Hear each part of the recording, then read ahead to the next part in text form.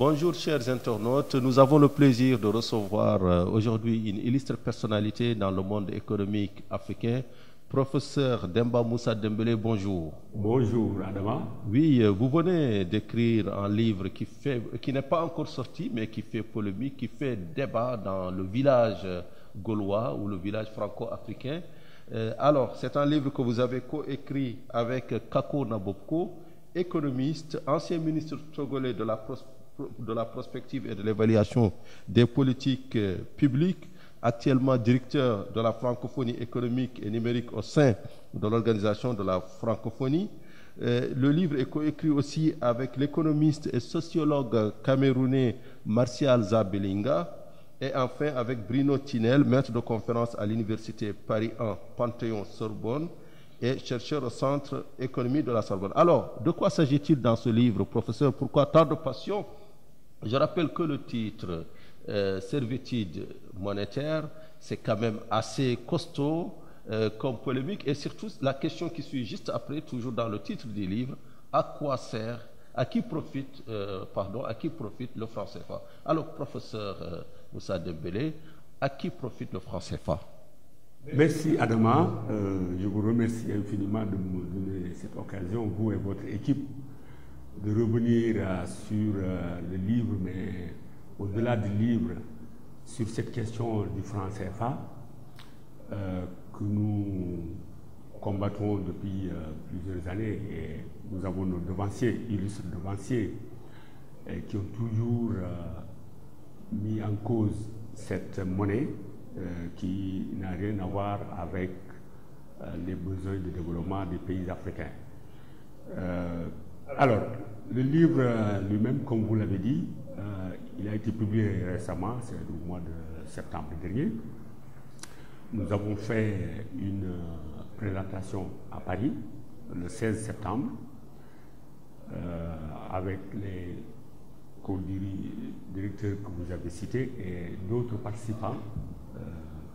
Parce que c'est un livre collectif, il y a à peu près une dizaine de contributeurs. Et nous avions eu une audience africaine et française assez importante et beaucoup de questions ont été soulevées. Alors nous avons décidé de faire la présentation du livre ici, à Dakar, le 5 novembre prochain. Et Kako et Martial, entre autres, seront ici pour cela, à cette occasion-là. Et donc vous aurez probablement la possibilité de les voir et de vous entretenir avec eux. Alors, le CFA, le franc CFA, pour nous est une survivance de la colonisation française. Parce que, pour rappel, il avait été créé le 26 décembre 1945, jusqu'au lendemain de la Deuxième Guerre mondiale. Et l'objectif était pour la France du général de Gaulle, à l'époque, d'avoir un contrôle total sur les colonies de l'Empire français en Afrique. Oui.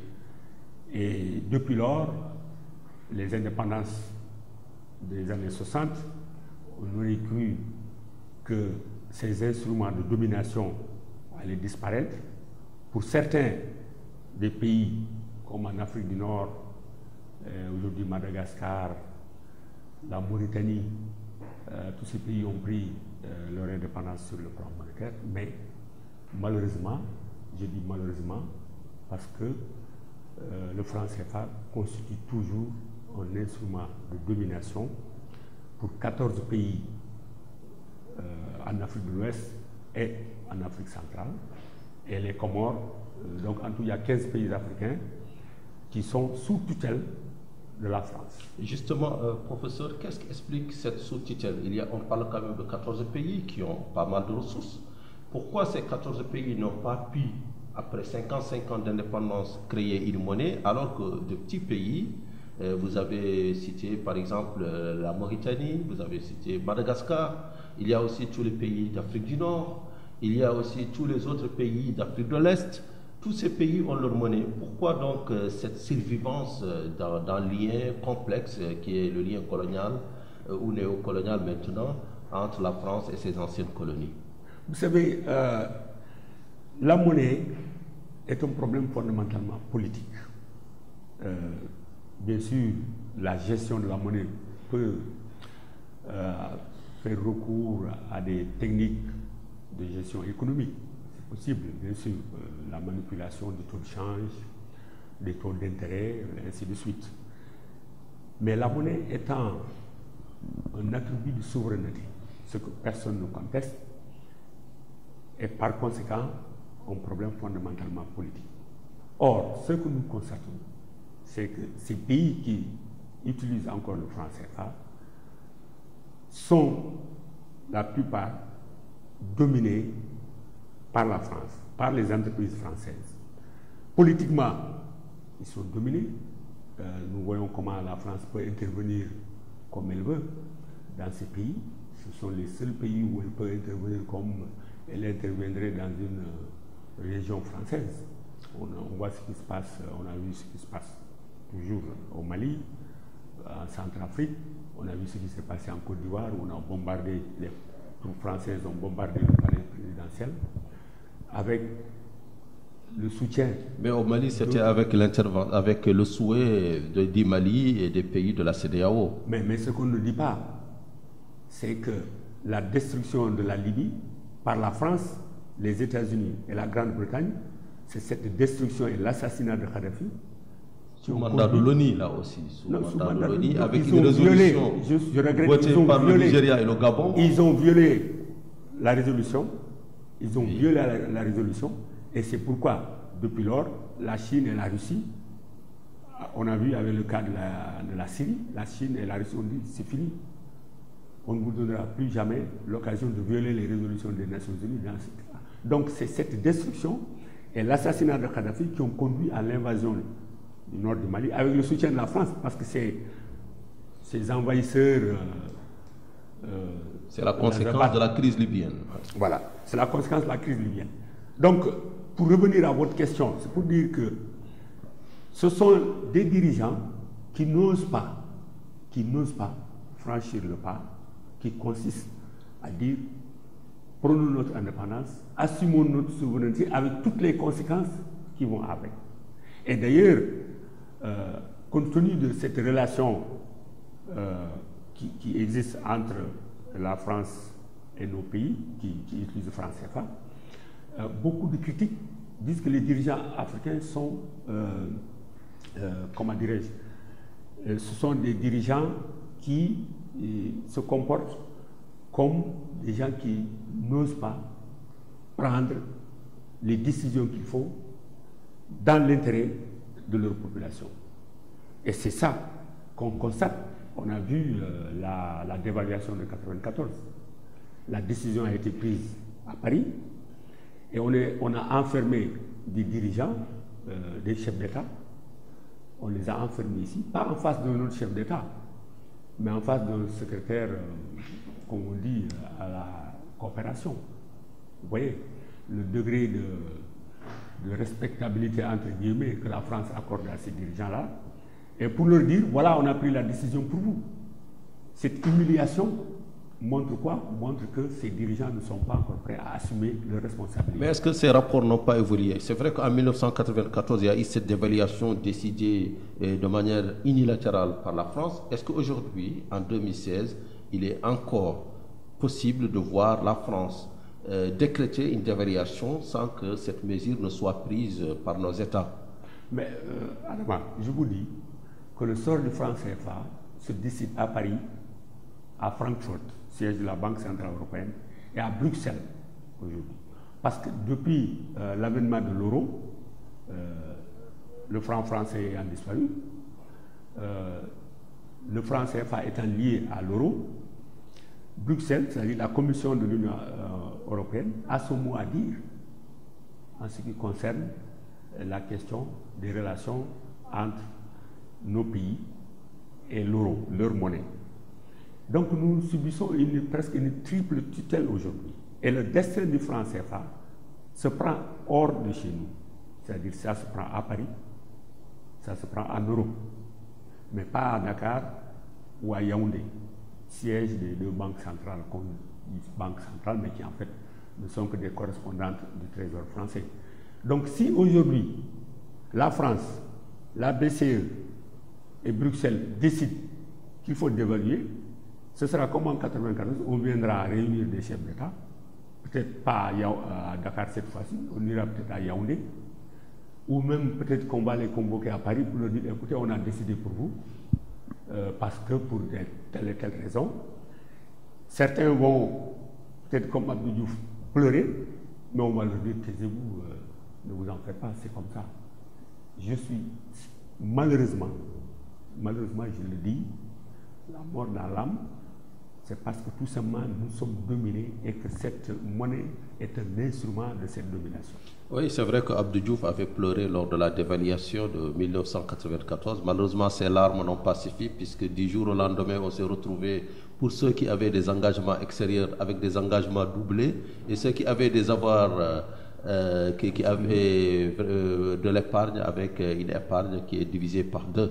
Donc, c'était un remède de cheval. Alors, vous avez parlé dans ce livre de servitude monétaire. Ça nous ramène au concept philosophique très fort de servitude volontaire.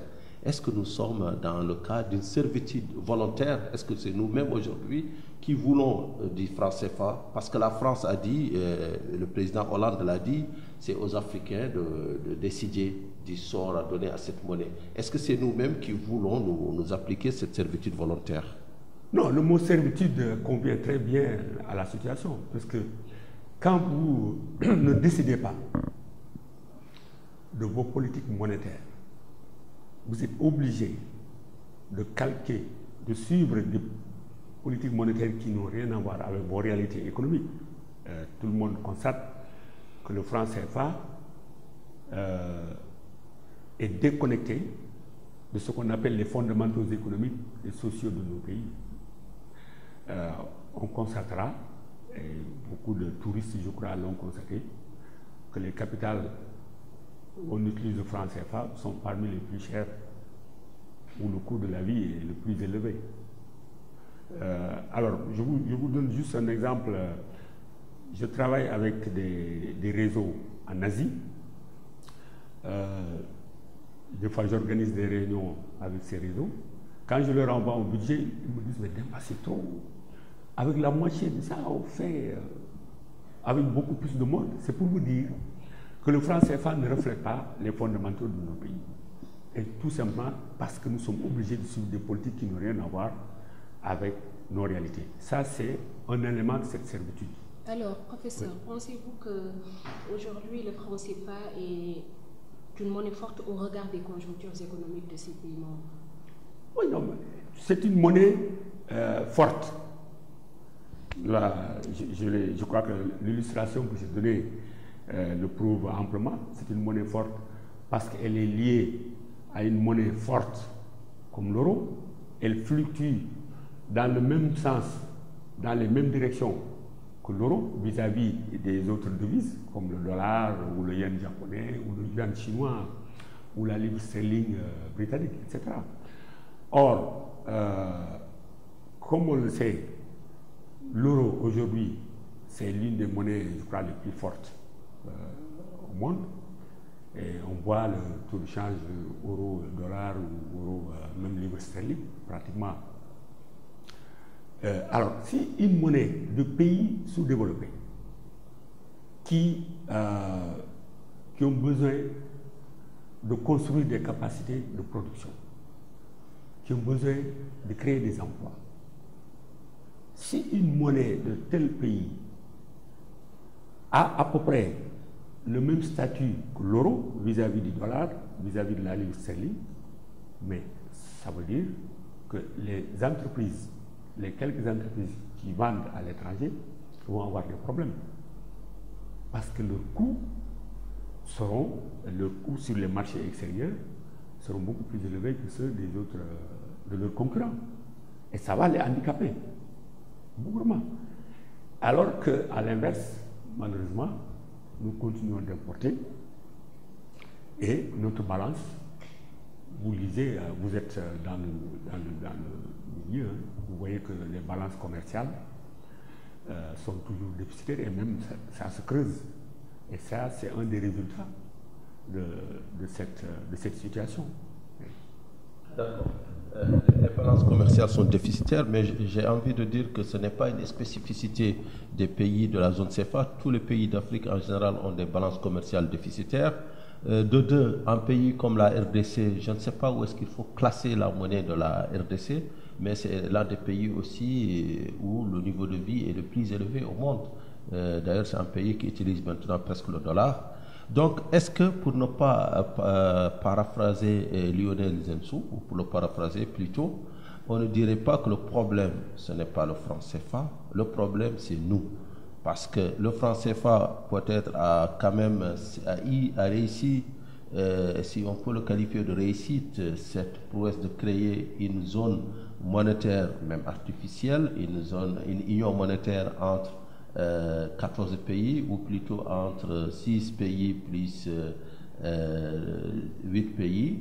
Est-ce qu'aujourd'hui, on ne peut pas dire que le problème, c'est plutôt nous? Non, écoutez, je crois que nous ne disons pas que le franc CFA est le seul problème. Évidemment, il y a des pays qui ont... D'ailleurs, je prends les grands pays. La zone euro, aujourd'hui, est dans le marasme. Aux États-Unis, depuis la crise de 2008, 2007, 2008, vous voyez, on a vu les politiques de la Fed pour essayer de faire repartir l'économie. Donc, c'est pas seulement, c'est pas le seul problème, le franc CFA. C'est pas le seul problème. Et ensuite, quand les gens disent nous, est-ce que c'est nous? Mais c'est que on nous a imposé un modèle qui a fait faillite. Parce que pour moi, le franc CFA fait partie du modèle néocolonial qu'on a imposé aux Africains, modèle néocolonial qui a fait faillite vers la fin des années 70, auquel on a substitué le modèle néolibéral qui lui-même a fait faillite, avec les conséquences que nous connaissons. Donc, tant que nous sommes dans ces modèles, on peut dire c'est nous, mais c'est le modèle. C'est le modèle qui est mauvais pour moi. Donc, si on ne change pas de modèle, même si on a notre propre monnaie, on risque de connaître les mêmes travers. Seulement, ce que nous disons, c'est que le problème du franc CFA, étant donné que la monnaie est un attribut de souveraineté, le franc CFA nie cette souveraineté-là. Et nous avons besoin d'avoir notre propre souveraineté parce qu'aujourd'hui, nous ne pouvons pas utiliser le franc CFA comme instrument de politique économique, comme le feraient d'autres pays qui ont leur propre monnaie. La Mauritanie peut modifier son taux de change, son taux d'intérêt, en fonction de la situation économique du pays, mais nous, on ne peut rien faire. Pratiquement, nous avons les mêlés. Alors, la fixation du taux directeur relève quand même des banques centrales, à savoir la BCEAO et la BEAC. Est-ce que ces banques aussi n'ont pas des instruments, des leviers qu'elles peuvent actionner, mais qu'elles n'actionnent pas par inertie ou bien par facilité? Non, vous savez, ces banques sont des correspondantes du Trésor français. Ces banques suivent la politique monétaire de la Banque centrale européenne. C'est ça la réalité. Parce que moi, quand je lis les documents de la Banque centrale des États de l'Afrique de l'Ouest, la BCEAO, qui dit que sa priorité est la lutte contre l'inflation. Dans des pays, dans des PMA, vous savez, nos 8 pays en Afrique de l'Ouest, il n'y a que la Côte d'Ivoire qui ne soit pas PMA, pays moins avancé. Le Sénégal, après avoir appliqué avec loyauté, avec beaucoup de félicitations de la Banque mondiale et des FMI, les programmes d'ajustement structurel pendant 20 ans, a atterri sur la liste des pays les moins avancés en janvier 2001. Ça veut dire que le Sénégal n'était pas PMA avant? Le Sénégal n'était pas PMA d'après les critères. C'est la Banque mondiale et les FMI, les programmes d'ajustement structurel, qui ont détruit pratiquement des pans entiers de l'économie sénégalaise. Et ça nous a fait atterrir sur la liste des pays les moins avancés. Donc, c'est pour vous dire le modèle encore, parce que c'est ça la réalité d'aujourd'hui. De sorte que, si vous voulez, mon problème n'est pas de dire que une fois que nous avons notre propre monnaie, les problèmes seront résolus. Non. Mais nous disons, donnons-nous cette possibilité d'avoir au contrôle sur les leviers essentiels qui conditionnent notre politique de développement. Et la souveraineté monétaire fait partie de ces leviers essentiels. Et d'ailleurs, je vous dis peut-être quelque chose que vous connaissez, étant donné que vous êtes dans le milieu. Vous savez, le service secret aux États-Unis n'était pas créé pour surveiller le président. C'était pour surveiller le dollar. À l'origine, le service secret aux États-Unis était créé pour surveiller le dollar, la contrefaçon du dollar. C'est pour vous dire, bon d'ailleurs vous voyez sur le billet vert, in God we trust. Pour eux, le billet vert c'est un peu comme leur Dieu. Hein, c'est l'attribut divin. Voilà, c'est ça. Voilà. Donc, il y a donc ce problème que Lionel Zinsou a évoqué. Est-ce que nous pouvons dire qu'il y a deux écoles aujourd'hui en Afrique? Il y a une école comme celle de Lionel Zinsou qui dit que le CFA est une opportunité, et une école comme la vôtre, professeur, qui est celle de Kako Nabubko et des auteurs de ce livre qui disent que non, le franc CFA est un frein au développement de l'Afrique. Il y a aussi tout récemment Carlos Nopé, secrétaire général exécutif de la CIA, qui a dit que le franc CFA est désuet. Alors, où est-ce qu'il faut se classer? Est-ce qu'il faut jeter tout le franc CFA, ou bien il faut le réformer, il faut peut-être supprimer les choses qui ne vont pas? Adama, je vous dis, Lionel Zinsou, nous avons eu un débat en novembre 2011 à Sciences Po Paris. C'était la première fois que je le rencontrais d'ailleurs. Il y avait mon ami Nicolas Beau, il y avait un Français qui a écrit contre l'euro, Jacques Nikonov, et donc il y avait nous trois contre Lionel Zinsou. Et il y avait quelques 300 étudiants africains de Sciences Po qui nous avaient invités. Mais je vous avoue qu'il a eu une très mauvaise soirée, M. Zinsou, parce qu'il était, bien sûr, pour lui, le franc CFA, la zone franc, c'est une chance, etc. Mais le problème de M. Zinsou, c'est que quand il dit c'est une chance, il fait le bilan. S'il fait le bilan de cette chance, entre guillemets, mais le bilan économique et social est tout simplement, je ne dis pas catastrophique, mais il est mauvais. Parce que, vous savez, Adama, on nous avait dit que le franc CFA comportait des atouts. Ça stabilise le pays et ça attire les capitaux privés étrangers qui, à leur tour, vont stimuler la croissance qui impulserait le développement de nos pays. Mais ce n'est pas vrai. Parce que dans nos études, et vous verrez, je crois, dans le livre des statistiques, qui montrent que des pays comme l'Angola, qui ont leur propre monnaie, qui ont des taux d'inflation à 2 chiffres, ou le Mozambique, attirent plus de capitaux que la Côte d'Ivoire ou le Sénégal, ou le Ghana qui est à côté, qui a sa propre monnaie, le CEDI, avec ses problèmes, mais qui attire plus de capitaux que nous. Donc, ce n'est pas vrai, c'est des mensonges. C'est des mensonges. Alors que nous, compte tenu des mécanismes de fonctionnement du franc CFA, cette liberté totale de circulation des capitaux entre nos pays et la France, mais ça favorise la fuite des capitaux. Au contraire, et on a vu, à chaque fois qu'il y a des rumeurs de dévaluation, comment non seulement les expatriés, mais même les en haut, comme disent nos amis ivoiriens, essaient de faire partir leur argent à Paris. Et une fois qu'il est à Paris, il peut aller partout dans les paradis fiscaux. Alors juste, professeur, excusez-moi de vous interrompre, est-ce que cette libre circulation des capitaux, c'est seulement entre nos pays et la France, ou bien c'est juste une libre circulation des capitaux qui caractérise notre zone qui est ouverte entre nos pays et le reste du monde? Parce que est-ce que c'est seulement à la France ou bien c'est avec le reste du monde? Non, c'est au niveau de la zone franc. C'est avec la France. Moi, quand je voyage, je vais vous allez à l'aéroport. Oui. Vous allez à l'aéroport. Oui. Vous voyez là, les douaniers. Oui. Ils vous disent, vous allez où? Je vais à Paris, bon, allez-y. Je vais à Dubaï, déclarer votre devise. Ça veut dire que, hors zone franc, il y a un problème de change qu'il faut respecter.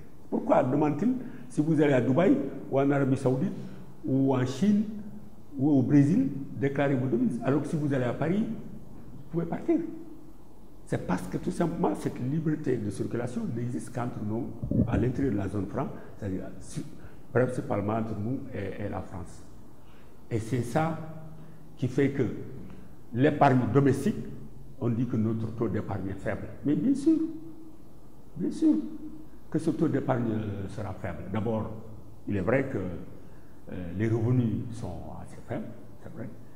Mais de notre côté, ce qu'on aurait pu garder ici, est tout simplement déverser vers Paris. Et à partir de là, ça peut aller partout.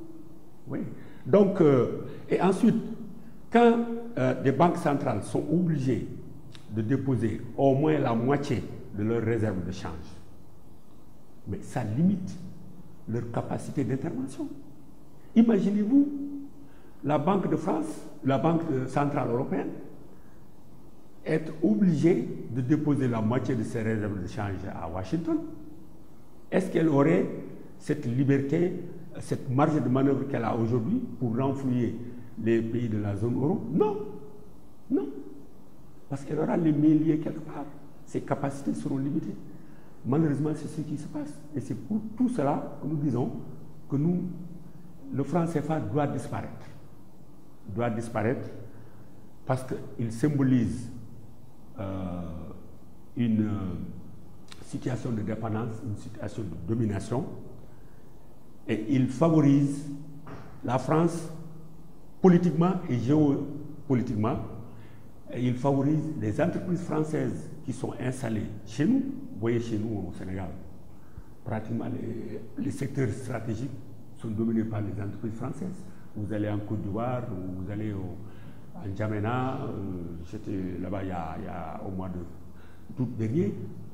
C'est à peu près la même situation. Mais justement, professeur, la question de ces réserves monétaires détenues auprès du Trésor français est souvent décriée par les économistes africains. Pouvez-vous imaginer, par exemple, peut-on imaginer, je dirais, le franc CFA sans compte d'opération? Non, mais on ne peut pas imaginer le franc CFA sans compte d'opération. C'est pourquoi nous disons qu'il faut qu'il disparaisse, que nous ayons notre propre monnaie et que les devises que nous gagnons, que nous les gardions dans notre banque centrale et que nous ayons cette capacité, que ça nous donne cette marge de manœuvre d'utiliser notre monnaie comme instrument de politique économique et non plus être obligé nos maigres ressources de déverser la moitié de cela à Paris sous prétexte qu'on va, la France garantit, je mets entre guillemets, la convertibilité entre guillemets du franc CFA. Vous êtes allé à Paris, Adama, souvent. Un jour, je me suis amusé à aller dans un bureau de change avec mes CFA. Il dit, je voudrais le changer. Ah, on ne connaît pas. Et pourtant, c'est Paris qui est censé garantir la convertibilité.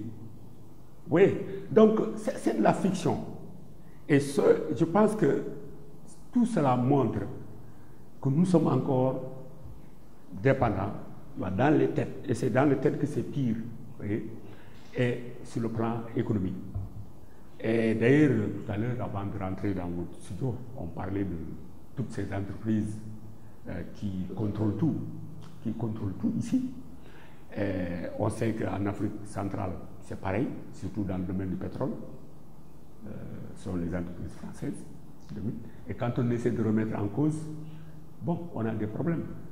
Donc, le franc CFA, on ne peut pas le réformer. Le franc CFA profite à la France, ne profite pas à nos économies, à nos pays.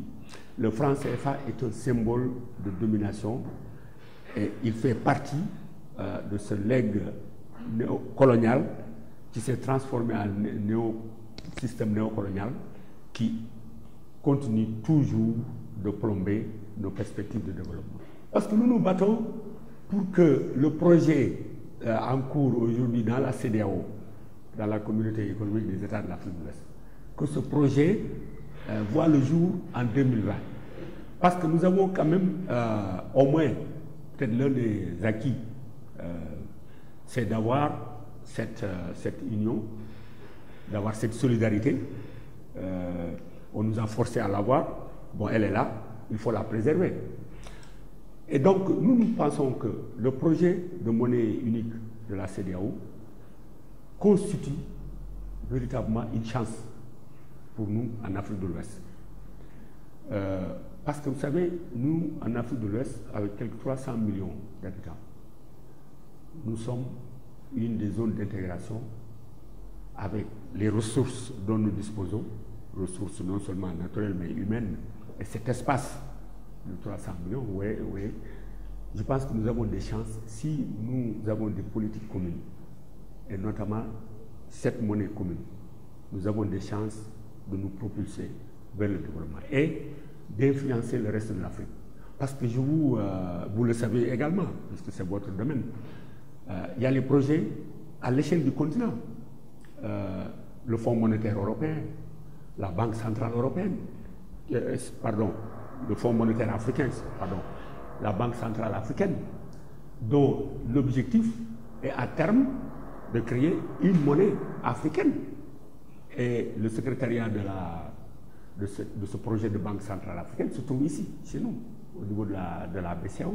Donc c'est pour vous dire que le projet de la CEDEAO est non seulement un projet qu'il faut soutenir dans l'espace, dans notre espace, mais il va également influencer ce qui va se passer dans les autres sous-régions. Et surtout, d'ailleurs, le projet a été soutenu en décembre, au mois de février dernier, par la Banque africaine de développement qui a publié un document pour dire tout le bien que revêt cette monnaie unique. Donc nous nous battons pour que nos pays restent ensemble, parce que la balkanisation, ça n'a pas de sens. Nos petits pays, chacun ayant sa propre monnaie, ça n'a absolument pas de sens. Aujourd'hui, on voit de grands pays hyper développés, mais qui essaient encore de se rassembler, d'être plus forts. Si nous, qui sommes faibles, nous n'essayons pas de nous rassembler pour parler d'une seule voix, mais nous n'avons aucune chance d'une sortie de cette mondialisation capitaliste sauvage. Donc, nous nous battons pour que la monnaie de la CEDEAO voit le jour en 2020 et ça pourra propulser non seulement notre sous-région, mais également le reste du continent vers ce que nous appelons un développement endogène. Parce qu'il faudrait que nous sortions des modèles qui nous ont été imposés depuis les indépendances. Et je vous rappelle, entre parenthèses, en 2011, le rapport de la CEA sur l'économie africaine disait que depuis les indépendances, 9 modèles ont été imposés à l'Afrique. 9 modèles. Ils ont tous échoué. Et le dernier, c'était le programme d'ajustement structurel de test de mémoire. Tout à fait. Alors, la monnaie de la CEDEAO, c'est en 2020. Nous sommes à 4 ans de l'échéance. On n'a pas l'impression que la monnaie de la CEDEAO va rentrer en vigueur en 2020 parce que pour le moment, rien n'est fait dans ce sens. On n'a pas l'impression qu'on va abandonner le CFA en 2020. Et d'autre part, si on abandonnait par exemple le CFA, que va devenir l'Afrique centrale? Est-ce qu'il n'y aurait plus cette relation entre Afrique centrale et Afrique de l'Ouest? L'Afrique de l'Ouest va peut-être aller vers la CEDEAO et que va devenir l'Afrique centrale. Bon, d'abord, vous dites qu'en 2020, il n'y aura pas la monnaie unique. Je ne suis pas... Non, on n'a pas l'impression qu'il y aura la monnaie unique. Je pense quand même qu'il y a des rencontres qui se font. Tout à fait. Il y a des experts qui se réunissent pour essayer d'avancer dans la feuille de route qui a été décidée par les chefs d'État. Et au mois de juin dernier, il y avait le sommet et on a parlé d'une banque centrale de l'Afrique de l'Ouest dans ce sens-là. Et des experts se sont réunis au mois de juillet à Ouaga pour faire avancer le projet. Donc, nous suivons, nous nous battons, et c'est pourquoi ce livre, en fait, c'est pour mettre un peu le feu derrière les chefs d'État pour dire que nous sommes là, nous restons vigilants. Il faut que cette fois-ci, vous teniez vos engagements. Et je pense qu'on ne peut pas laisser le soin aux chefs d'État de décider quand ils veulent. Il faut qu'on se batte. Il faut que l'opinion se mobilise. Nous, citoyennes et citoyens de la CEDEAO, de l'Afrique. Il faut qu'on... C'est pourquoi on se bat. On utilise toutes les occasions pour nous battre, pour dire que nous avons besoin de cette monnaie et nous avons besoin que les chefs d'État tiennent leurs engagements cette fois. Maintenant, pour l'Afrique centrale, nous pensons, et ce que d'ailleurs c'est mon papier dans ce livre, ce que je dis, si nous, en Afrique de l'Ouest, nous abandonnons le CFA, mais la crédibilité de la zone franc, elle sera en lambeaux. Et les pays, les 6 pays de l'Afrique centrale seront obligés de chercher une voie alternative, soit rejoindre la nouvelle entité monétaire, ou alors, dans tous les cas, ces 6 pays ne pourront pas rester dans la zone franc, parce qu'ils vont être complètement isolés, et la zone franc même n'aura plus tellement de sens.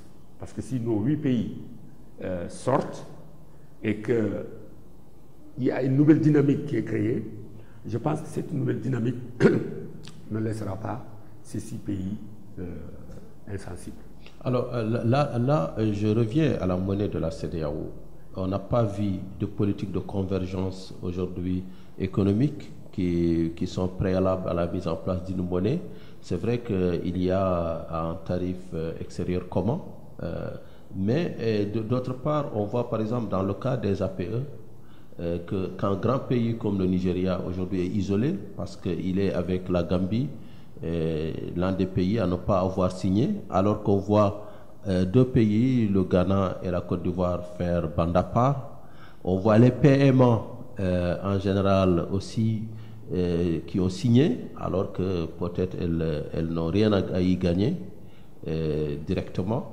Donc finalement, est-ce que ce n'est pas une fiction d'avoir la CEDEAO? Parce que si ce n'était pas une fiction, on n'allait pas avoir tant de tiraillements au sein d'une zone économique.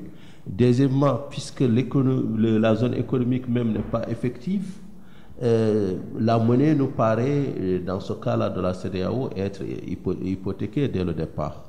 Oui, bon, vous savez, c'est vrai qu'il y a des problèmes au niveau de la CEDEAO. Vous avez souligné le cas des accords de partenariat économique. Mais le fait que le Nigeria n'ait pas signé, c'est une très bonne chose. Parce que vous savez très bien que l'Union européenne, un APE sous-régional sans le Nigeria n'a pas de sens.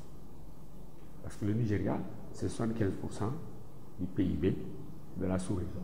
Or, sans ce mastodonte, un APE sous-régional n'a pas de sens. Donc nous nous réjouissons que le Nigeria ait refusé de signer. Maintenant, pour ce qui concerne la Côte d'Ivoire, nous connaissons la situation.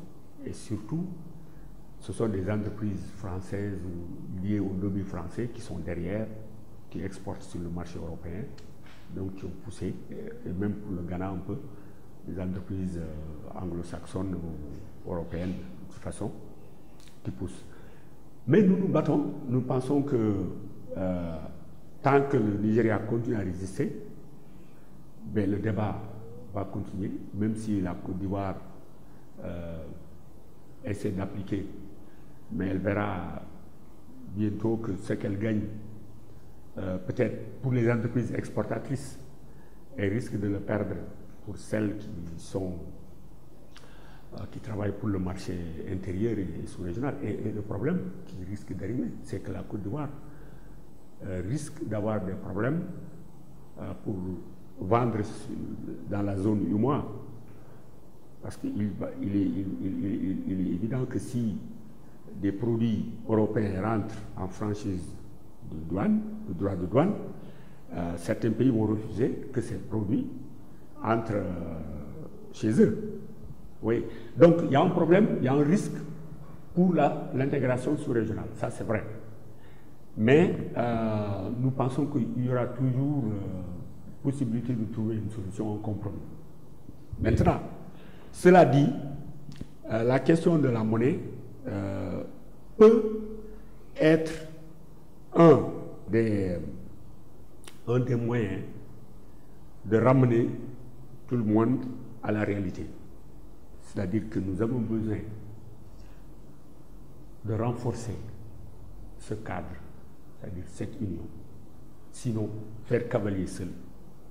On peut avoir des gains à court terme, certes, mais à long terme, on est tous perdants. Et je crois que c'est pourquoi ce projet de monnaie unique servira d'instrument fédérateur et permettra aux chefs d'État de revenir à la réalité. D'autant plus que pour moi, je vois avec la task force présidentielle que vous connaissez, il y a quand même une certaine volonté politique de voir aboutir ce projet. Alors, vous dites une volonté politique, mais d'autre part, au sein de la zone CFA, est-ce que vous avez l'impression que les chefs d'État, les chefs de gouvernement, les ministres, l'élite francophone est prête aujourd'hui à abandonner le franc CFA? Parce qu'on a l'impression qu'en France, que les choses ont bougé. Aussi bien le discours de Hollande n'est pas celui de Paris d'il y a 20 ans. La France aujourd'hui, on a l'impression qu'elle est prête, ou elle est forcée de renoncer à ce lien ombilical avec ses ex-colonies. Mais d'autre part, en Afrique, à part une saillie du président Idriss Déby, il y a quelques mois, on n'a pas vu un seul chef d'État donner ne serait-ce qu'un avis même favorable sur le franc CFA. Vous savez, moi je vous dis, je regarde les 8 pays de l'UMOA. C'est eux qui traînent les pieds depuis toujours. Mais quand je regarde les 8 pays de l'UMOA, je vois peut-être qu'il y a 2 présidents qui se disent présidents, moi je mets entre guillemets, qui peut-être soutiennent encore le franc CFA. C'est Ouattara. Mais vous ne mettrez pas le président Ouattara entre guillemets? C'est Ouattara. Je mets entre guillemets, parce qu'il a été installé comme les conditions dans lesquelles il a été installé. On ne va pas revenir sur la on ne va pas revenir. Voilà. Il a été élu par les Ivoiriens. D'accord. Non. Ils ont tous été élus. Mais quand je dis président, quand je mets entre guillemets, c'est que ce ne sont pas des dirigeants à la hauteur des charges qui sont celles d'un président. Et là, je me réfère à feu le professeur Kizerbo, qui disait que ceux qui ne savent imiter ou obéir ne peuvent pas diriger. C'est pourquoi je dis. Donc, je ne parle pas de l'élection elle-même, je parle de la manière dont ils dirigent les pays. Voilà, c'est ça. Donc, à part les présidents, j'enlève les guillemets, Ouattara et Macky Sall, et encore, Macky Sall il est très ambivalent. Le président le plus élu du Sénégal, avec 65%. Mais aujourd'hui, très impopulaire. Crois-moi. Très impopulaire. Très impopulaire aujourd'hui. Bon. Donc, même lui, il est ambivalent. Parce que des fois, il dit, oui, il faut que nous allions vers cette monnaie unique.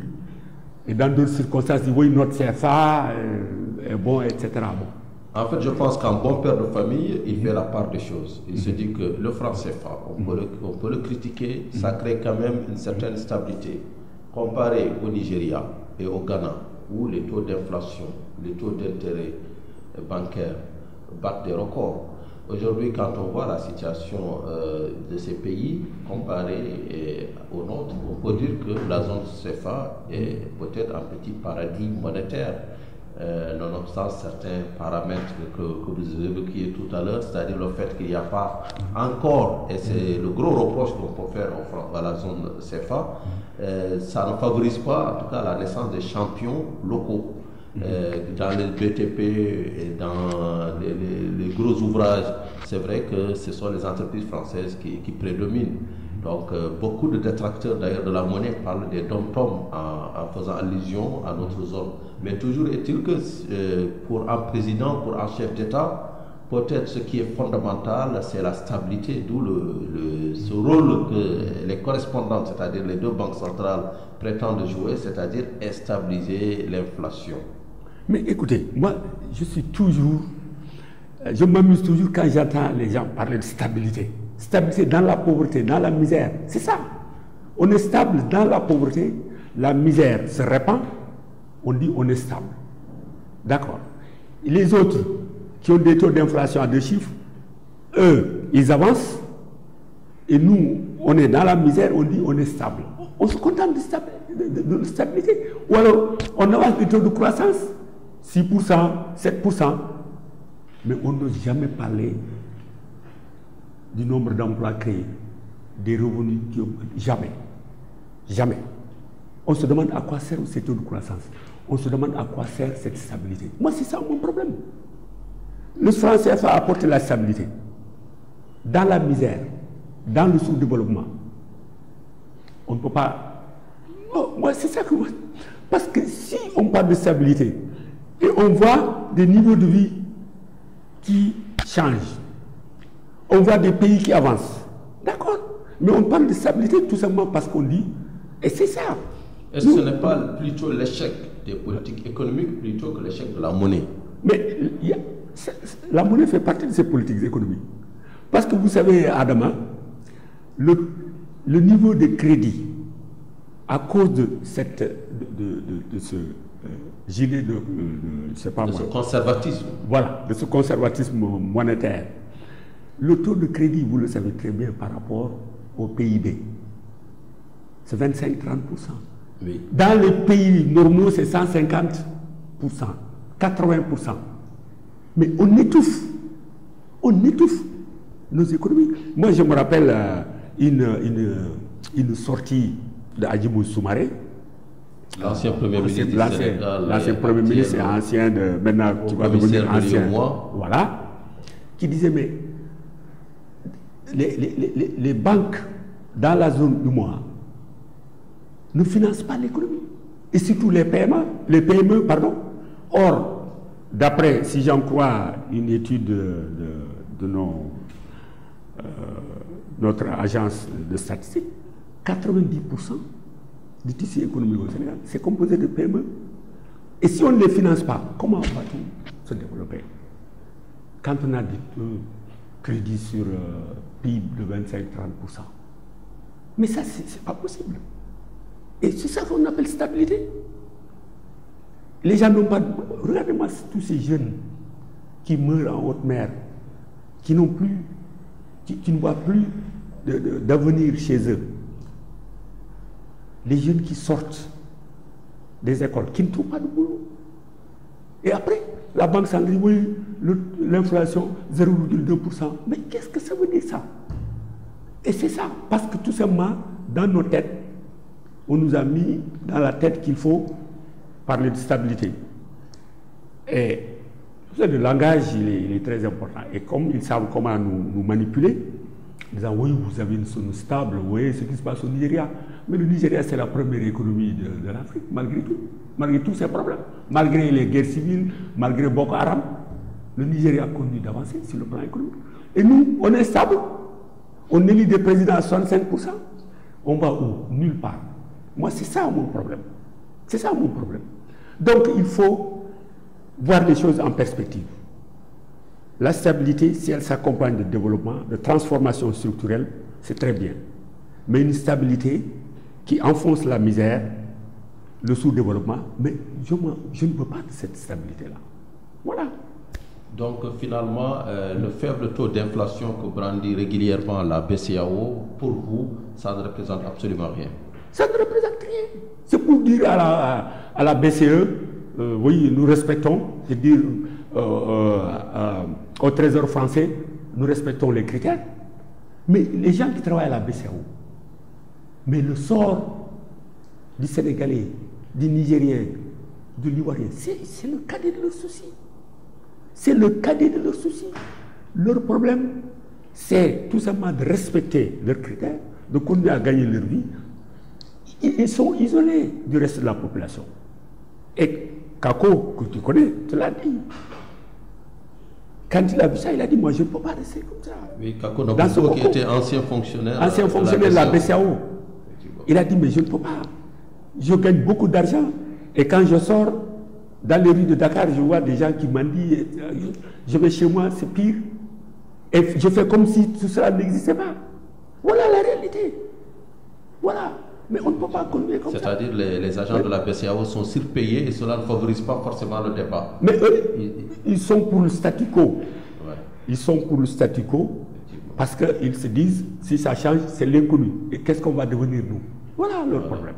Peut-être finalement, pour aller vers la fin de cet entretien, on pouvait vous rétorquer que oui, on a quand même tout intérêt à nous poser la question, qu'est-ce qu'on devient aujourd'hui sans le franc CFA? Parce que tout simplement, il y a des acquis, par exemple dans des pays comme le Sénégal, cette stabilité, même si vous dites que c'est une stabilité qui s'accompagne d'une grande misère, on a échoué à être inclusif, les banques ont échoué aussi dans cette inclusion. Il y a de vieux modèles qui doivent évoluer. Aujourd'hui, dans le secteur bancaire, nous enregistrons l'arrivée des groupes, d'autres groupes hors de la sphère française. Par exemple, nous avons des groupes marocains, nous avons surtout des groupes endogènes, des banques aujourd'hui faites par des Africains. J'imagine que ces banques ont une autre approche et vont donner plus de crédit, même si elles sont encadrées par la BCEAO encore, plus de crédit aux PME. Et quant au taux d'épargne, je vous dis aussi c'est le reflet de notre faible développement, ce qui fait que nous avons un taux d'épargne de 30%. Mais tout cela ne pourrait, à mon avis, changer qu'avec un développement économique, pas seulement avec un changement monétaire. Oui, je suis d'accord que pour nous, avoir notre souveraineté monétaire, ce n'est pas une panacée. Ça ne veut pas dire que tous les problèmes sont résolus. Ensuite, vous avez parlé de nouvelles banques qui s'installent, c'est vrai, mais comme vous l'avez dit, la politique monétaire de la BCEAO leur lie les mains, parce que ces banques ne peuvent pas agir en dehors de la politique monétaire globale mise en place par la BCEAO. Ça, c'est partout, c'est tout à fait. Donc, on ne voit pas, depuis qu'elles sont là, les changements, peut-être au niveau du commerce, petit commerce, mais pour les financements à long terme, ce qu'on constate, c'est les grands projets étatiques souvent, et l'argent vient de l'extérieur. C'est avec d'autres pays où, aujourd'hui, avec cette polémique sur Petrotim et ainsi de suite. Mais à l'interne, je ne pense pas qu'il y ait des changements structurels du point de vue de l'octroi du crédit. Et les gens se plaignent tout le temps. Bon. Ensuite, je crois que qu'est-ce que nous allons devenir en dehors du franc CFA? C'est un peu la question que se pose comment dirais-je, l'esclave. Si mon maître me donne ma liberté, qu'est-ce que je vais devenir? Si je recouvre ma liberté, qu'est-ce que je vais devenir? Mais bien sûr, on assume cette liberté-là. On assume en tant que personne, en tant qu'être humain. Parce qu'à un moment donné, il faut toujours assumer. Et quelle que soit d'ailleurs la décision qu'on prend, il faut en assumer les conséquences. Si vous voulez rester esclave, il y a des conséquences. Si vous voulez être libre, il y a des conséquences. Pourquoi les gens se font des guerres? Les gens meurent pour être libres, pour pouvoir décider de leur destin, et pas que les autres décident à leur place. Voilà. Et ensuite, enfin, si nous ne nous battons pas maintenant pour changer, parce qu'aujourd'hui, pour moi, nous sommes dans la bataille pour la deuxième indépendance, la deuxième phase de l'indépendance de l'Afrique, l'indépendance économique. Sans indépendance économique, on sait que l'indépendance politique a connu ses limites. Voilà. Et cette indépendance économique, nous nous inscrivons dans cette perspective pour cette question de souveraineté monétaire. Donc, si nous ne nous battons pas aujourd'hui, qui va le faire? On va encore attendre 50 ans, 60 ans? Et dans 60 ans, d'autres viendront dire « Ah, on n'est pas encore prêt ». Bon, ça veut dire qu'il faut que nous nous allumions de la tête que nous devons rester attachés à ce cordon ombilical qui nous infantilise d'ailleurs. Et là, je fais une petite remarque, si tu me le permets. Quand Michel Sapin est venu au mois d'avril, il était avec Amadouba. Qu'est-ce qu'il a dit? Le franc CFA, c'est votre monnaie. J'ai eu honte. Parce que s'il allait en Tunisie, il ne dirait pas que le dinar, c'est votre monnaie. Ou s'il allait en Mauritanie, il n'oserait pas dire que le lougia est votre monnaie. Parce que les gens le prendraient pour un fou. Ça montre quoi? Ça montre que ce n'est pas notre monnaie. Et que ces gens ne nous respectent pas. Voilà. En des termes très forts, ces gens ne nous respectent pas. Vous venez donc de signer ce livre, La servitude monétaire, à qui profite le franc CFA? En vous écoutant, on n'a pas besoin de vous poser cette question. Donc, professeur Moussa Dembélé, vous êtes économiste, chercheur sénégalais et coordonnateur de l'Africaine de recherche, de coopération et de développement endogène, ARCAD. Nous vous remercions d'avoir répondu à l'invitation de Financial Afrique. Peut-être en tout dernier mot, c'est est-ce que vous pouvez, à qui s'adresse ce livre en particulier, et si vous devez le résumer en un mot, c'est quoi? Oui. Merci Adama, vraiment je vous remercie infiniment, vous et votre équipe, pour cet entretien. Mais le livre, il s'adresse à tout le monde. Il s'adresse aux décideurs, il s'adresse aux chercheurs, il s'adresse aux experts comme vous, qui êtes dans ce milieu. Il s'adresse aux étudiants, aux jeunes, qui vont être les dirigeants de demain. Parce que nous avons fait ce livre pour contribuer au débat sur la nécessité de poser le débat de l'avenir du franc CFA et de démontrer que cette monnaie n'est pas la nôtre et que nous avons besoin d'une monnaie souveraine et que pour cela, nous devons nous battre. Nous ne devons pas laisser au chef d'État seulement le soin de dire voilà notre feuille de route pour aller à une monnaie unique dans la CEDEAO ou ailleurs, mais nous devons nous battre en tant que citoyennes et citoyens, donner notre point de vue et démontrer par des arguments solides que nous devons rompre ce cordon ombilical et qui, 50 ans après, le bilan est là, ne nous a pas servi. Donc c'est un livre qui s'adresse à tout le monde. Professeur, merci.